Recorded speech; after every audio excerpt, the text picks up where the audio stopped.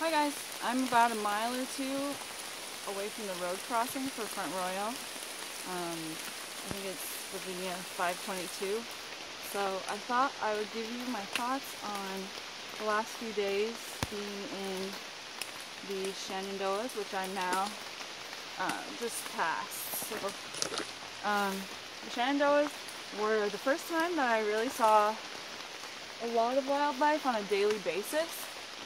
I saw my first bears yesterday, which sounds crazy after almost 1,000 miles that I hadn't seen a bear yet, but yesterday early morning I was hiking at about 6:45 and I heard this really loud crashing noise, and then I looked up and there was a baby bear running up a tree, and then I was like, oh no, is the mother bear across the trail, because that would be a little freaky. So then I was looking around and the mother bear was like right next to the baby bear and she was staring at me. They were both probably 50 yards away. They weren't too close. They were pretty far out in the woods, but it was the first time that I've encountered bears. And as per usual, there are a ton of deer and they never seem to be afraid of hikers. They're just kind of bold. I guess they're not really, since they're protected, they don't have to worry about hunters, so they're pretty confident. And then on our first day in the park, I saw I was walking along, and then probably 2 or 3 feet in front of me was a rattlesnake, and it started rattling, and I was kind of curling up, and I could just barely see the tail shaking in the grass. So basically, the only way that I really knew how to deal with it was to quickly retreat from where the snake was and just wait for about probably 10 minutes and then try again. The snake was still there, wait for another 10 minutes. It was probably 20-25 minutes of just waiting for this rattlesnake to go away, and then finally it went away. So maybe a little, that was about the freakiest thing I've encountered so far, because it was so sudden. And I wasn't expecting it. And if I had been listening to an audiobook, I would have heard it, but I might have dismissed it. So I've been really careful when listening to audiobooks lately, whenever I hear anything, to really pay attention to like what the sound is and not to just ignore it, because obviously it could be something really bad. A lot of people who are doing the trail are kind of dismissive of aquablazing the Shenandoahs. Like, I know a lot of people were like, you're not a real thru hiker if you choose to aquablaze, but having done the AT through the Shenandoahs the whole way now, I can safely say that it wasn't my favorite section of trail, although it was a pretty easy section of trail relative to a lot of the other terrain that we've been doing throughout Virginia.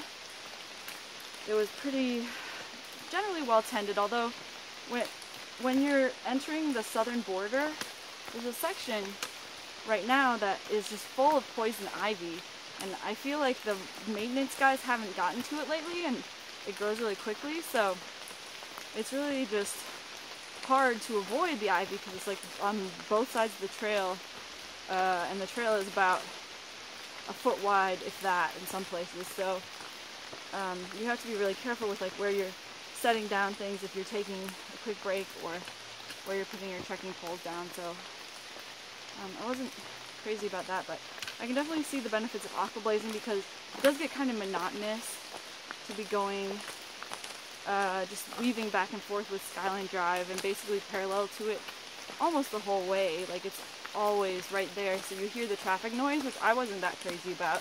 And it was also something that happened in the Smokies, but especially in the Shenandoahs, it was really noticeable. And also, there's not as many views as earlier in our trip. I think because it's just gotten so much foliage because of the time of year, obviously, that it's pretty well leafed. And we stopped at a lot of waysides, so it is relatively easy to get food, but anyone who recommends that you bring like one day I think if you want to make good progress through the Shenandoahs, I would not recommend bringing just one day of food, because to get to the wayside and then to get back and then to like, you might see people you know and like start chatting, and then it can be a several hour side trip. So I would really recommend trying to minimize the amount of time if you want to make good progress, because one day I ended up getting to this conversation with someone who thru-hiked in 2012, and was just talking to her about her experiences, and then next thing I know, like 2 hours have gone by. So, you know, ended up doing like 10 miles that day. That was pretty bad. But, I mean, it hasn't been too hard to be doing like 20. Yesterday we did 24 miles, and a couple days before did 23. So I think it's not too hard to do that. I don't think I'm going to be wanting to do like 24 miles every day. I know a lot of people set their own schedule, so it's like 15, 20, 25, 15, that kind of thing. And I think that's a good system to go on so that you have a little better recovery for your body. But it's supposed to be thunderstorms in Colorado and this area tonight, so I'm probably staying in town tonight. Ooh, that was a near fall. And also, another thing, I got new boots, which I guess I can show you. Just hold on a second. They're Anu Sugar Pine boots. They're waterproof, and when I first put them on, I thought they were horrifying because they're not very breathable. I'm gonna just put the camera back. Just wanted to show you what they look like. Anyways, I wanted to get shoes that were had thicker soles than the Saucony shoes that I had, because those shoes were just killing my feet, and they were really bad on wet rock. It was awful. Every time that I was on a rock face, I would slide reliably, and that was just not what I wanted at all. So I ended up switching to these, which my mom was nice enough to send me these, and they're mids, which is an adjustment for me, and also they're not nearly as breathable because they're waterproof. I initially hated that, and I think when it's really hot out, it's going to be a little tough, but I've been getting used to them, and I think that they're a lot better for the rocks that I'm going to encounter in Pennsylvania. And also I wanted a shoe that was going to last a little bit longer, because paying $150 for a shoe that's going to last me max of like 400 or 500 miles, I just didn't think that was quite what I wanted. And also these are only 2 ounces heavier than the Brooks Cascadias that I had before. So they're really pretty light, and I have some Superfeed green insoles in them, and they're very comfortable now. I'm getting adjusted to them. I have to take them off a lot more than, oops, sorry. I know that I should have this up higher, but okay. I have to take them off a lot more often than I do with trail runners, because they're so warm. But on the other hand, they're a lot better going over rock. They haven't slowed me down during the day, and they're more comfortable, and I think my knees are feeling better because they're helping. The other thing that I got is some of those jumper knee straps, those Miller jumper knee straps that everyone seems to wear, or a lot of people, and I actually think they made a really big difference.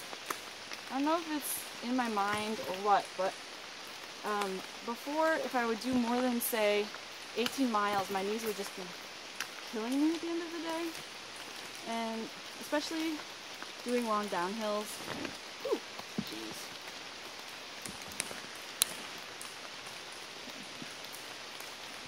I have to edit this video, which I haven't done. Especially doing long downhills. But with these knee straps, I have figured out how to manage to do like a 24-mile day and not be in awful pain. So I think they really have helped me. Maybe it's just in my mind. I don't know, but they really seem to hold my patellas in place, and that's a good thing. What else has happened? So, everything in the national park at the waysides, the other thing about the waysides that I was talking about before is that they're really pretty expensive. Like, they're not insane, but it's still like $2.50 for a cup of coffee and stuff, which a small, I think, which I thought was kind of pricey for me, but maybe that's just me. So that's the other reason why personally, if I were to do it again, I don't know if I'd go to as many waysides as we ended up going to, but I'm almost out of Virginia. Should be like maybe 2 more days, and should be out. I guess we're crossing the border in 1 day, but I think you're back and forth.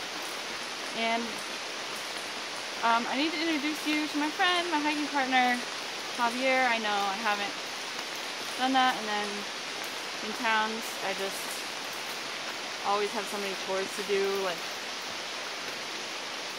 getting resupply and eating and